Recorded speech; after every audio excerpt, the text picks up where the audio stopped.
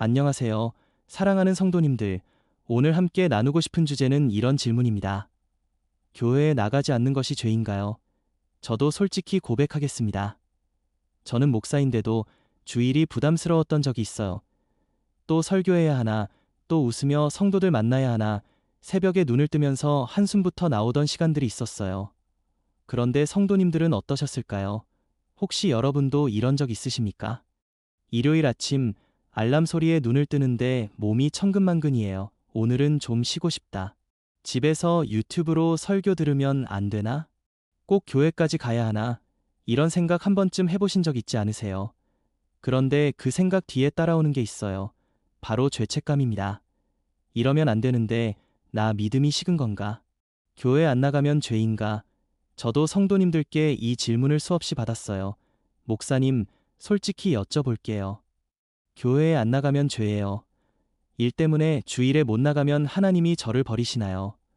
교회에서 상처받았는데 그래도 나가야 하나요? 이 질문들 앞에서 저는 쉽게 대답하지 못했어요. 왜냐하면 그분들의 눈에 진짜 고민이 담겨 있었기 때문입니다. 그러던 몇 년 전 한 고이에서 제 생각이 완전히 바뀌었습니다. 내 자녀를 홀로 키우신 한 권사님이 계셨습니다. 30대의 남편을 암으로 떠나보내신 분이셨어요. 40년을 홀로 사셨고 새벽마다 기도하고 주일마다 예배드리며 자녀들을 신앙으로 키우셨습니다. 고이가 끝나고 저는 그 권사님께 여쭤봤어요. 권사님, 40년을 홀로 사셨는데 어떻게 버티셨어요? 혼자 내 자녀를 키우시면서 포기하고 싶으셨던 적 없으세요? 권사님이 잠시 창밖을 바라보시다가 조용히 말씀하셨어요. 목사님, 남편이 떠나기 전에 마지막 여행을 갔어요. 돌아오는 버스 안에서 남편이 아무 말 없이 내 손을 잡았어요. 딱 1시간이었어요. 잠시 말을 멈추시더니 눈물을 흘리셨어요. 그 1시간이 40년을 버티게 해줬어요. 저는 그 자리에서 멈췄습니다. 시계로 재면 겨우 1시간이에요. 버스 안에서 손만 잡고 있었던 시간입니다. 그런데 그 1시간이 40년의 외로움을 이겼어요. 그 순간 깨달았습니다. 이게 예배구나. 이게 교회구나. 사랑하는 여러분, 우리가 교회 꼭 가야 하나요? 라고 물을 때 하나님은 다른 질문을 하고 계십니다. 내가 나와 손잡는 시간이 있느냐? 일주일에 단 1시간 나와 함께하는 시간이 있느냐? 교회에 나가지 않는 것이 죄냐 아니냐? 이 질문의 답은 생각보다 단순하지 않습니다. 죄입니다라고 단정 짓기엔 상처받은 분들이 너무 많고 아닙니다라고 말하기엔 성경의 가르침이 분명합니다. 그런데 오늘 이 질문을 완전히 다른 각도에서 풀어드리겠습니다. 예수님이 왜 교회를 세우셨는지 그 본질을 알면 답이 보입니다. 혹시 지금 이런 분 계십니까? 교회에 나가는 게 의무처럼 느껴지는 분, 상처 때문에 교회가 두려운 분, 혼자 믿어도 되지 않냐고 생각하시는 분, 그렇다면 오늘 이 말씀이 여러분을 위한 것입니다. 오늘 저는 교회에 나가지 않는 것이 죄인가? 라는 질문에 대해 성경이 말하는 7가지 진실을 나누겠습니다. 이 7가지는 단순한 교리가 아닙니다. 예수님이 왜 교회를 세우셨는지, 하나님이 왜 우리를 공동체로 부르셨는지 그 놀라운 비밀이 담겨 있습니다. 1시간이 40년을 버티게 한 것처럼 오늘 이 말씀이 여러분의 신앙을 다시 세울 것입니다. 사랑하는 성도님들, 많은 분들이 이렇게 물으십니다. 목사님, 저는 혼자 믿어도 괜찮지 않나요? 집에서 기도하고 성경 읽고 찬양하면 되잖아요. 꼭 사람들과 모여야 하나요? 솔직히 이런 질문하시는 분들의 마음을 잘 이해합니다. 사람들과 모이면 피곤할 때가 있어요. 관계가 복잡해질 때도 있고 상처받을 때도 있습니다. 그런데 성경은 분명히 말씀합니다. 혼자는 하나님의 설계가 아니라고. 고린도전서 12장 27절을 보세요. 너희는 그리스도의 몸이요 지체의 각 부분이라. 바울 사도는 교회를 몸에 비유했습니다. 우리 각자는 그 몸의 지체입니다. 이 비유가 왜 중요할까요? 손이 몸에서 떨어지면 어떻게 될까요? 손은 더 이상 손이 아닙니다. 생명을 잃고 기능을 잃어요. 눈이 말할 수 있을까요? 나는 혼자서도 잘 볼 수 있어. 눈은 머리에 붙어 있어야 볼 수 있습니다. 뇌와 연결되어 있어야 하고 혈관을 통해 피가 공급되어야 해요. 고린도전서 12장 21절을 보십시오. 눈이 손에게 내가 너를 쓸데없다 하지 못하며 머리가 발에게 내가 너를 쓸데없다 하지 못하리라. 우리는 서로가 필요합니다. 이것이 하나님의 설계입니다. 나는 혼자서도 잘 믿을 수 있어요. 정말 그럴까요? 히브리서 10장 24대 25절을 함께 봅시다. 서로 돌아보아 사랑과 선행을 격려하며 모이기를 패하는 어떤 사람들의 습관과 같이 하지 말고 오직 권하여 그날이 가까움을 볼수록 더욱 그리하자. 여기서 서로라는 단어에 주목해 주십시오. 혼자서는 서로가 불가능합니다. 혼자서는 격려받을 수 없습니다. 혼자서는 돌아봄을 받을 수 없습니다. 신앙은 혼자 달리는 마라톤이 아닙니다. 함께 뛰는 릴레이입니다. 지칠 때 누군가 옆에서 힘내세요 라고 말해줍니다. 넘어질 때 누군가 손을 내밀어줍니다. 길을 잃을 때 누군가 방향을 알려줍니다. 이것이 공동체의 힘입니다. 이것이 교회가 필요한 이유입니다. 서울 송파구에 사시는 59세 박영애 집사님의 이야기를 들려드릴게요. 집사님은 5년 전 남편과 사별하셨습니다. 그 후 교회에 나가기가 싫어졌다고 해요. 사람들 만나기 싫었어요. 괜찮으세요? 하는 말도 듣기 싫었어요. 그냥 혼자 있고 싶었어요. 6개월 동안 교회에 나가지 않았습니다. 집에서 혼자 성경 읽고 유튜브로 설교 들었어요. 처음에는 괜찮았습니다. 그런데 점점 이상해졌다고 합니다. 기도가 안 됐어요. 성경을 읽어도 눈에 안 들어왔어요. 마음이 점점 메말라 갔어요. 6개월 후 집사님은 다시 교회에 나갔습니다. 예배당 문을 열고 들어가는데 눈물이 났다고 해요. 내가 혼자가 아니구나. 이 사람들이 나와 같은 믿음을 가진 사람들이구나. 그날 옆자리 권사님이 아무 말 없이 손을 잡아주셨답니다. 그 손의 온기가 6개월의 외로움을 녹였다고 합니다. 집사님은 이렇게 고백하셨어요. 혼자 믿을 수 있다고 생각했는데 아니었어요. 저는 몸에서 떨어진 손이었어요. 다시 붙으니까 생명이 돌아왔어요. 사랑하는 여러분, 우리는 혼자 설계되지 않았습니다. 하나님은 처음부터 함께를 계획하셨습니다. 창세기 2장 18절에서 하나님이 뭐라고 하셨습니까? 사람이 혼자 사는 것이 좋지 아니하니. 이것은 결혼만의 이야기가 아닙니다. 인간 존재 전체에 대한 선언입니다. 우리는 함께 있을 때 온전해집니다. 함께 예배할 때 더 깊이 경험합니다. 함께 기도할 때 더 강력해집니다. 함께 기도하시겠습니까? 하나님 아버지, 감사합니다. 저를 몸의 지체로 삼아주셨음을 감사드립니다. 혼자가 아니라 함께 있게 하심을 찬양합니다. 공동체의 소중함을 깨닫게 하시고 서로 돌아보며 격려하는 믿음의 가족이 되게 하소서. 예수님의 이름으로 기도합니다. 아멘. 우리는 몸의 지체입니다. 함께 있을 때 생명이 흐릅니다. 그런데 이런 질문이 생길 수 있어요. 집에서 온라인으로 예배드리면 안 되나요? 굳이 교회 건물까지 가야 하나요?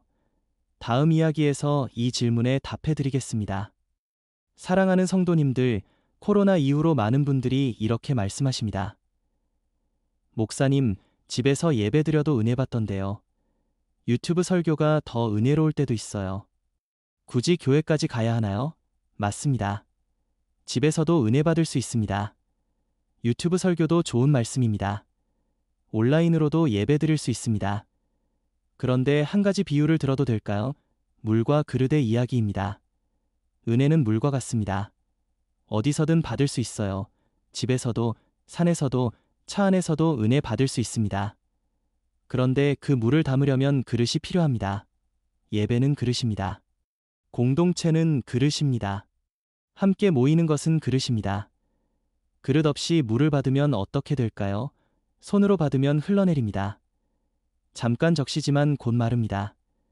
그런데 그릇에 담으면 어떻게 될까요? 물이 고입니다. 저장됩니다. 필요할 때 마실 수 있습니다.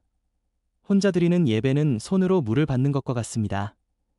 그 순간은 젖지만 곧 마릅니다. 함께 드리는 예배는 그릇에 물을 담는 것과 같습니다. 은혜가 쌓입니다. 일주일을 버틸 수 있는 힘이 됩니다. 마태복음 18장 20절을 보세요. 두세 사람이 내 이름으로 모인 곳에는 나도 그들 중에 있느니라. 예수님은 혼자 기도하는 곳에 라고 하지 않으셨습니다. 두세 사람이 모인 곳에 라고 하셨어요. 물론 혼자 기도해도 하나님은 들으십니다. 혼자 예배해도 하나님은 받으십니다. 그러나 함께 모일 때 특별한 임재가 있습니다. 이것은 예수님의 약속입니다. 예, 그럴까요? 함께 모이면 서로의 믿음이 더해지기 때문입니다. 내 믿음이 약할 때 옆 사람의 믿음이 나를 붙듭니다. 내가 찬양할 힘이 없을 때 함께 부르는 찬양이 나를 이끕니다. 로마서 1장 12절에서 바울은 이렇게 말합니다. 이는 곧 내가 너희 가운데서 너희와 나의 믿음으로 말미암아 서로 위로를 받으려 함이라. 서로 위로를 받으려 함이라. 바울 같은 위대한 사도도 혼자가 아니라 함께를 원했습니다. 다른 성도들과 모여서 서로의 믿음으로 위로받기를 원했습니다. 인천 부평구에 사시는 62세 최정숙 권사님의 이야기를 들려드릴게요. 권사님은 코로나 때 2년간 온라인으로만 예배를 드렸습니다. 처음에는 편했다고 합니다. 일찍 안 일어나도 되고 화장 안 해도 되고 편한 옷 입고 예배 드리니까 좋았어요. 그런데 1년쯤 지나니까 이상해졌다고 해요. 예배를 드려도 뭔가 빠진 느낌이었어요.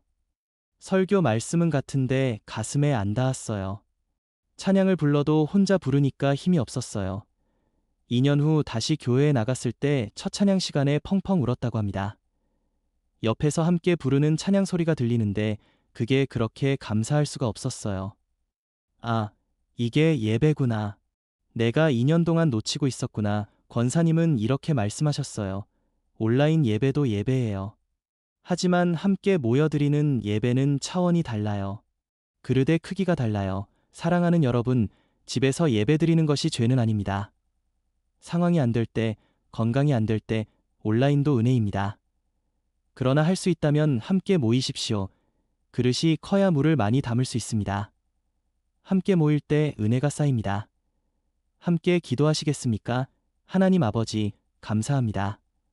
함께 모여 예배드릴 수 있는 은혜를 감사드립니다. 두세 사람이 모인 곳에 함께 하신다는 약속을 믿습니다.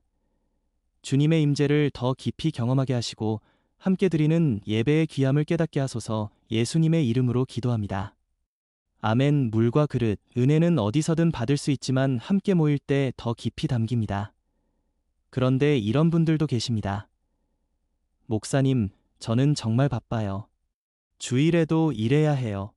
시간이 없는데 어떻게 교회를 가요? 다음 이야기에서 이 질문에 답해드리겠습니다. 많은 분들이 이렇게 고민하십니다. 목사님, 저는 주일에도 일해요. 가게 문을 닫을 수가 없어요. 교대 근무라서 주일에 쉴 수가 없어요. 정말 바쁘신 분들, 생계를 위해 쉴 수 없는 분들이 많으십니다. 그런 분들께 무조건 교회 나오세요 라고 말하기 어렵습니다. 상황이 다르기 때문이에요. 그런데 오늘 한 가지 비밀을 나누고 싶습니다. 시간에 대한 비밀입니다. 성경에서 시간을 표현하는 단어가 두 가지 있습니다. 첫 번째는 크로노스, 크라노즈입니다.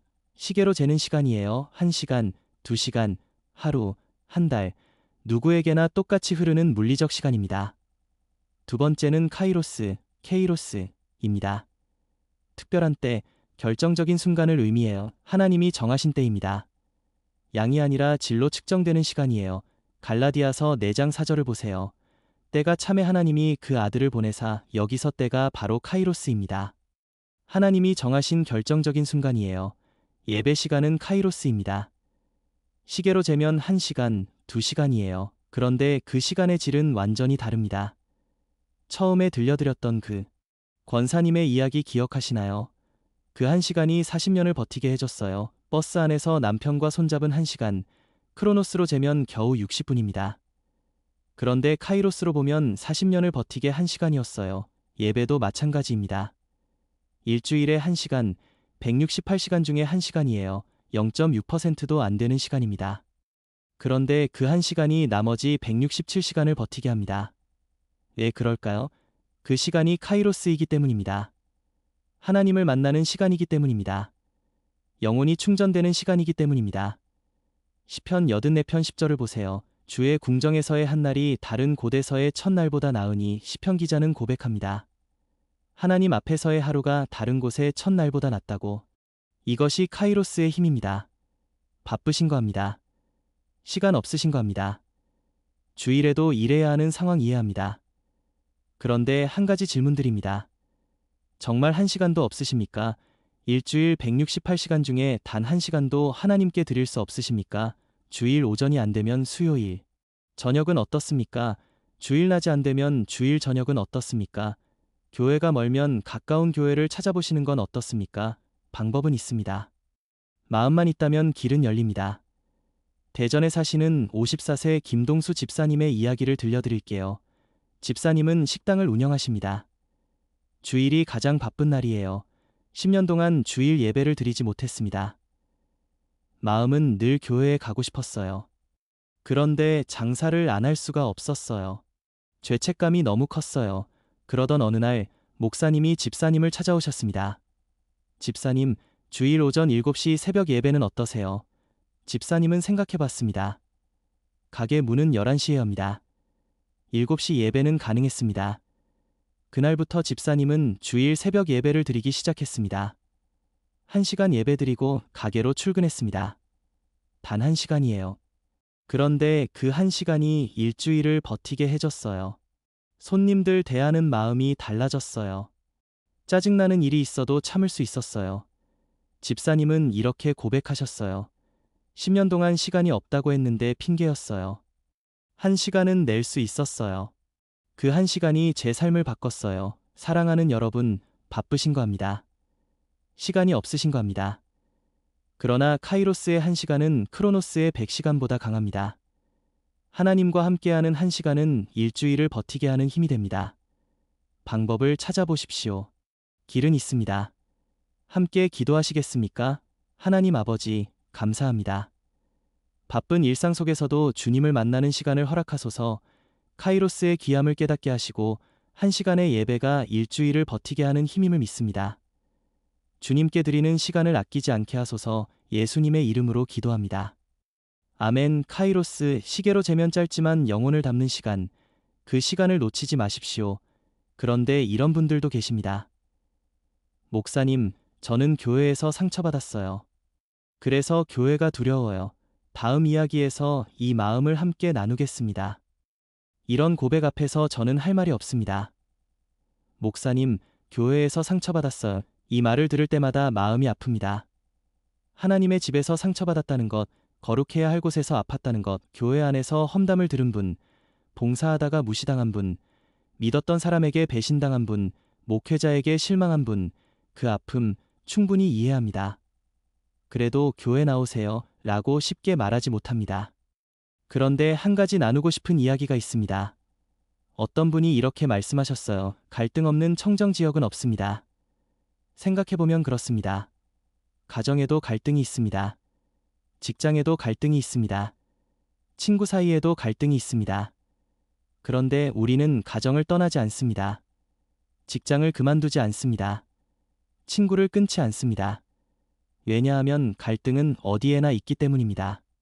사람이 모이는 곳에는 반드시 마찰이 있습니다. 교회도 마찬가지입니다. 교회는 완벽한 사람들의 모임이 아닙니다. 구원받았지만 여전히 연약한 사람들의 모임입니다.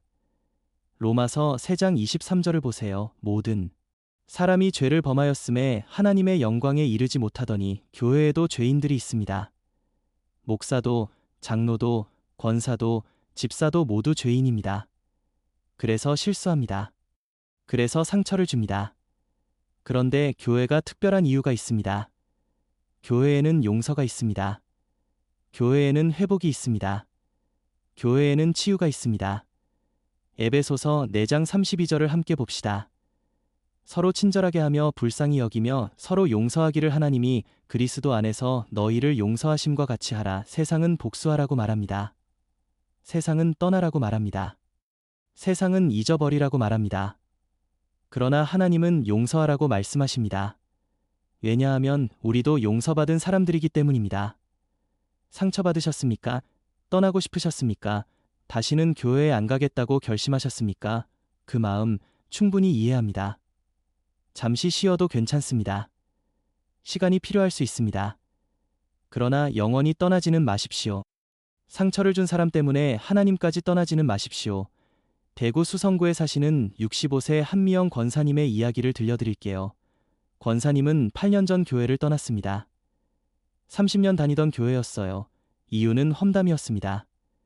권사님이 교회 일로 헌신하는 것을 두고 저 사람은 보여주기 식이다 라는 말을 들었습니다. 권사님은 너무 억울했습니다. 진심으로 헌신했는데 그렇게 평가받다니 다시는 교회 안 가겠다고 결심했습니다. 8년 동안 교회에 나가지 않았습니다. 처음엔 속이 시원했다고 합니다. 그런데 시간이 지나면서 마음이 허해졌어요. 주일 아침마다 어딘가에 가야 할 것 같았습니다. 찬양 소리가 그리웠습니다. 함께 기도하던 사람들이 보고 싶었습니다. 8년 만에 다시 교회에 갔습니다. 예전 교회가 아닌 새 교회였습니다. 문을 열고 들어가는데 다리가 떨렸다고 합니다. 또 상처받으면 어떡하지?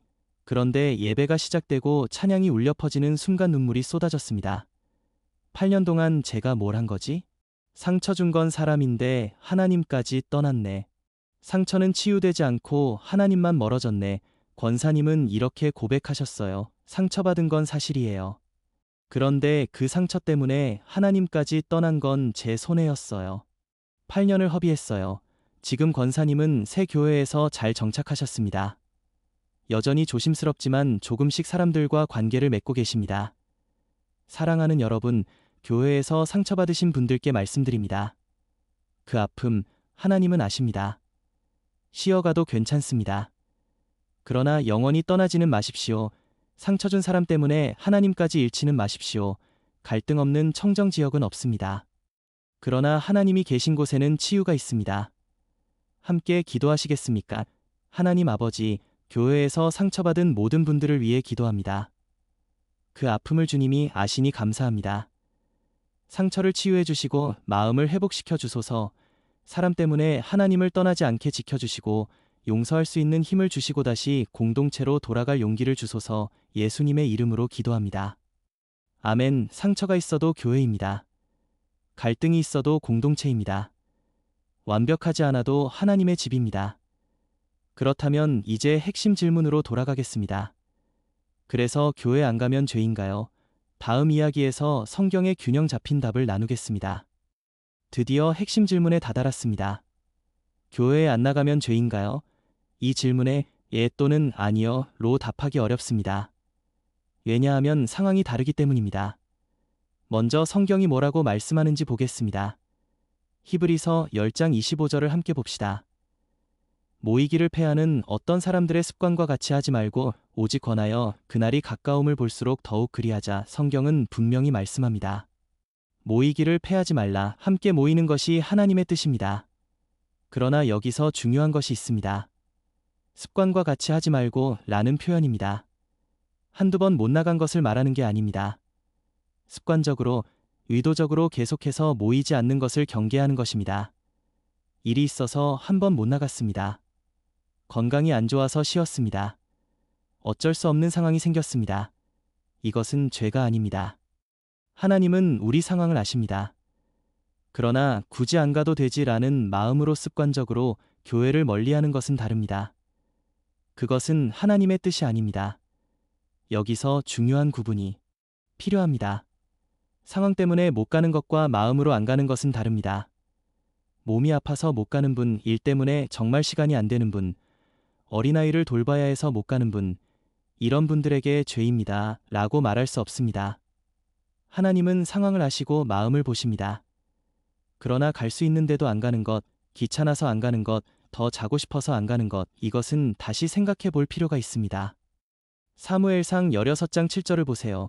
여호와께서 사무엘에게 이르시되 그의 용모와 키를 보지 말라. 내가 이미 그를 버렸노라. 내가 보는 것은 사람과 같지 아니하니 사람은 외모를 보거니와 나 여호와는 중심을 보느니라. 하나님은 중심을 보십니다.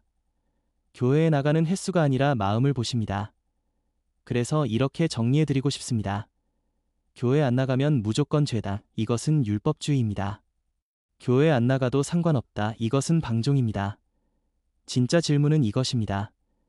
나는 하나님을 만나고 싶은가? 나는 하나님의 백성과 함께하고 싶은가? 나는 하나님께 더 가까이 가고 싶은가? 이 마음이 있다면 교회에 나가게 됩니다. 이 마음이 있다면 방법을 찾게 됩니다. 이 마음이 있다면 상황이 안 될 때도 마음은 교회에 있습니다. 하나님은 정죄하시는 분이 아닙니다. 하나님은 초대하시는 분입니다. 모이기를 패하지 말라는 말씀은 협박이 아니라 초대입니다. 함께 모이면 더 좋은 것을 경험할 수 있다는 약속입니다. 서울 광진구에 사시는 57세 이정의 집사님 이야기를 들려드릴게요. 집사님은 5년 동안 죄책감에 시달렸습니다. 아픈 시어머니를 모시느라 주일 예배에 나가기 어려웠어요. 목사님, 저 죄인인가요? 교회에 못 나가서 하나님이 저를 미워하시나요? 목사님이 말씀하셨습니다. 집사님, 하나님은 집사님이 어머니를 섬기는 거 다 보고 계세요. 그게 예배예요. 교회 건물에 못 온다고 하나님이 멀리 계신 게 아니에요. 집사님 마음이 하나님을 향해 있잖아요. 그게 중요해요. 그 말씀을 듣고 집사님은 펑펑 울었다고 합니다. 5년간의 죄책감이 녹아내렸습니다. 하나님이 정죄하시는 분이 아니라 이해하시는 분임을 깨달았습니다. 지금 집사님은 시어머니를 하늘나라로 보내드린 후 다시 교회에 나가고 계십니다. 그 5년이 죄가 아니었어요. 하나님은 제 마음을 아셨어요. 못 나가는 상황 속에서도 저를 사랑하셨어요. 사랑하는 여러분, 죄책감에 짓눌려 계신 분 있으십니까? 하나님은 정죄하시는 분이 아닙니다. 하나님은 여러분의 상황을 아시는 분입니다. 하나님은 마음을 보시는 분입니다. 교회에 나가는 것은 의무가 아니라 은혜입니다. 짐이 아니라 선물입니다. 규칙이 아니라 초대입니다. 함께 기도하시겠습니까? 하나님 아버지, 감사합니다. 주님은 정죄하시는 분이 아니라 사랑하시는 분임을 찬양합니다. 제 상황을 아시고 제 마음을 보시는 주님을 신뢰합니다. 죄책감에서 자유하게 하시고 은혜 안에 거하게 하소서. 교회를 의무가 아닌 기쁨으로 누리게 하소서. 예수님의 이름으로 기도합니다. 아멘. 정죄가 아닌 초대, 의무가 아닌 은혜. 이것이 하나님의 마음입니다. 그렇다면 마지막 질문입니다. 교회를 떠났다가 다시 돌아가고 싶은 분들, 어떻게 다시 시작할 수 있을까요? 다음 이야기에서 함께 나누겠습니다. 교회를 떠났던 분들 중에 다시 돌아가고 싶은 마음이 있으신 분 계십니까? 다시 가고 싶은데 용기가 안 나요. 오랜만에 가면 사람들이 뭐라고 할까 봐 두려워요. 어떻게 다시 시작해야 할지 모르겠어요. 이런 마음을 가진 분들께 말씀드립니다. 돌아가도 됩니다. 하나님은 기다리고 계십니다. 교회는 문이 열려 있습니다. 누가복음 15장에 나오는 탕자의 비유를 기억하시나요? 아버지 집을 떠났던 아들이 모든 것을 탕진하고 돼지 먹는 음식으로 연명하다가 결국 아버지 집으로 돌아갑니다. 그때 아버지가 어떻게 하셨습니까? 누가복음 15장 20절을 보세요. 아버지에게로 가니 아버지가 멀리서 그를 보고 불쌍히 여겨 달려가 목을 안고 입을 맞추니 아버지는 아들을 책망하지 않았습니다. 내가 왜 그랬느냐? 추궁하지 않았습니다. 달려가서 안아주셨습니다. 입을 맞추셨습니다. 이것이 하나님의 마음입니다. 떠났던 자녀가 돌아올 때 하나님은 달려오셔서 안아주십니다. 교회도 마찬가지입니다. 떠났다가 돌아오는 분을 향해 진정한 교회는 달려가 안아줍니다. 어디 있었어? 추궁하지 않습니다. 왜 그랬어? 책망하지 않습니다. 돌아와서 기뻐 환영합니다. 그렇다면 어떻게 다시 시작할 수 있을까요? 첫째, 작은 걸음부터 시작하십시오. 갑자기 매주 나가려고 하지 마세요. 부담이 됩니다. 한 달에 한 번부터 시작해도 괜찮습니다. 격주에 한 번도 괜찮습니다. 중요한 것은 시작하는 것입니다. 둘째, 예전 교회가 부담스러우면 새 교회도 괜찮습니다. 상처가 있는 곳에 다시 가는 것은 쉽지 않습니다. 새로운 환경에서 새롭게 시작하는 것도 방법입니다. 하나님은 특정 건물에 계신 게 아니기 때문입니다. 셋째, 혼자 가기 어려우면 함께 가십시오. 믿는 친구나 가족에게 부탁해보세요. 같이 가줄 수 있어? 옆에 앉아줄 수 있어? 처음에는 누군가와 함께 가는 것이 용기가 됩니다. 경기도 고양시에 사시는 61세 김순옥 권사님의 이야기를 들려드릴게요. 권사님은 10년 전 교회를 떠났습니다.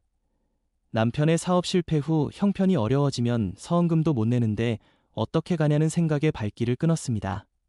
10년 동안 교회에 가지 않았습니다. 처음엔 편했지만 점점 마음이 허했습니다. 어느 날 옛 교회 권사님에게 전화가 왔습니다. 순옥이 보고 싶다. 우리 이번 주일에 같이 예배드리자. 권사님은 망설였습니다. 언니, 저 10년이나 안 갔어. 사람들이 뭐라고 할까봐. 아무도 뭐라 안 해. 내가 옆에 있을게. 같이 가자. 그 주일, 권사님은 10년 만에 교회에 갔습니다. 예배당 문 앞에서 다리가 떨렸습니다. 그런데 문을 열고 들어가자마자 오래된 성도님들이 다가와 손을 잡아주셨습니다. 순옥 집사님, 어디 아팠어요? 보고 싶었어요. 아무도 10년을 추궁하지 않았습니다. 그냥 반가워해 주셨습니다. 권사님은 그 자리에서 울었습니다. 10년 동안 사람들이 뭐라고 할까 무서워서 못 왔는데 아무도 뭐라고 안 했어요. 그냥 반가워해 줬어요. 제가 10년을 허비했어요. 지금 권사님은 다시 교회에 정착하셨습니다. 형편이 넉넉하지 않아도 괜찮습니다. 있는 만큼 드리고 있는 만큼 섬깁니다. 교회는 잘난 사람들 모임이 아니에요. 부족한 사람들이 함께 하나님을 찾는 곳이에요. 그걸 10년 만에 깨달았어요. 사랑하는 여러분, 돌아가도 됩니다. 용기를 내셔도 됩니다. 하나님은 달려와 안아 주실 것입니다. 교회는 환영할 것입니다. 아무도 추궁하지 않을 것입니다. 중요한 것은 시작한 것입니다. 작은 한 걸음이면 됩니다. 함께 기도하시겠습니까? 하나님 아버지, 감사합니다. 떠났던 자녀를 달려와 안아 주시는 아버지의 마음을 감사드립니다. 다시 시작하고 싶은 마음을 주셔서 감사합니다. 용기를 주소서, 작은 한 걸음을 떼게 하소서, 다시 주님의 집으로 돌아가는 길을 열어주소서, 예수님의 이름으로 기도합니다. 아멘. 돌아가도 됩니다. 하나님은 기다리고 계십니다. 오늘이 그 첫걸음이 될 수 있습니다. 지금까지 함께 나눈 7가지 진실을 하나의 기도로 담아드리겠습니다. 저와 함께 마음을 모아 기도해 주시겠습니까? 전능하신 하나님 아버지, 오늘 교회에 대한 7가지 진실을 보여주셔서 감사합니다. 첫째, 에클레시아, 밖으로 불러낸 자들, 제가 교회에 가는 사람이 아니라 교회 자체임을 깨닫게 하셔서 감사합니다. 주님이 저를 세상에서 불러내 주심을 찬양합니다. 둘째, 몸의 지체로 지어주셨으니 혼자가 아니라 함께함을 믿게 하소서, 서로 떨어져서는 생명을 유지할 수 없음을 깨닫게 하시고 함께할 때 흐르는 생명의 감동을 누리게 하소서. 셋째, 물과 그릇의 비밀을 알게 하셔서 감사합니다. 온라인 예배도 은혜이지만 함께 모여드리는 예배의 그릇이 더 크고 깊음을 인정하게 하소서. 함께 모일 때 은혜가 쌓이고 저장되어 일주일을 버티는 힘이 됨을 믿게 하소서. 넷째, 카이로스의 시간을 선물해 주셔서 감사합니다. 시계로 재는 시간이 아니라 하나님을 만나는 특별한 순간으로서의 예배 시간을 소중히 여기게 하소서. 한 시간의 예배가 일주일의 삶을 지탱하게 하는 기적 같은 은혜를 체험하게 하소서. 다섯째, 교회에서 받은 상처를 아시는 주님께 모든 아픔을 드립니다. 갈등 없는 청정 지역은 없지만 주님이 계신 곳에는 치유와 용서와 회복이 있음을 믿게 하소서. 사람 때문에 하나님을 떠나지 않게 하시고 상처를 딛고 다시 일어설 용기를 주소서. 여섯째, 정죄가 아닌 초대로 우리를 부르시는 주님의 마음을 깨닫게 하셔서 감사합니다. 하나님은 형식과 횟수가 아니라 우리의 마음을 보십니다. 교회 나감이 의무가 아니라 은혜요, 짐이 아니라 선물임을 깨닫게 하소서. 하나님을 만나고 싶은 마음, 주의 백성과 함께하고 싶은 갈망이 우리를 교회로 이끌게 하소서. 일곱째, 떠났던 자녀를 향한 아버지의 달려감을 믿게 하셔서 감사합니다. 돌아가도 된다는 확신과 용기를 주셔서 감사합니다. 작은 걸음부터 시작할 수 있도록 인도하시고 환영받고 포용받는 교회 공동체를 만나게 하소서. 하나님 아버지, 오늘 이 말씀을 듣는 모든 분들에게 교회가 짐이 아니라 기쁨이 되게 하시고 의무가 아니라 은혜가 되게 하시며 두려움이 아니라 안식이 되게 하소서. 함께 모여 예배드릴 때마다 주님의 살아있는 임재를 경험하게 하시고 서로의 연약함을 안고 함께 걸으며 사랑으로 격려하고 용서로 치유하는 진정한 그리스도의 공동체가 되게 하소서. 다 이루신 예수 그리스도의 이름으로 기도합니다. 아멘. 사랑하는 성도님들, 지금까지 교회에 나가지 않는 것이 죄인가? 라는 질문에 대해 성경이 말하는 7가지 진실을 함께 나누었습니다. 처음에 들려드린 그 권사님의 말씀을 다시 기억해보세요. 그 한 시간이 40년을 버티게 해줬어요. 여러분의 예배 시간도 마찬가지입니다. 그 시간이 일주일을, 한 달을, 1년을, 평생을 버티게 할 것입니다.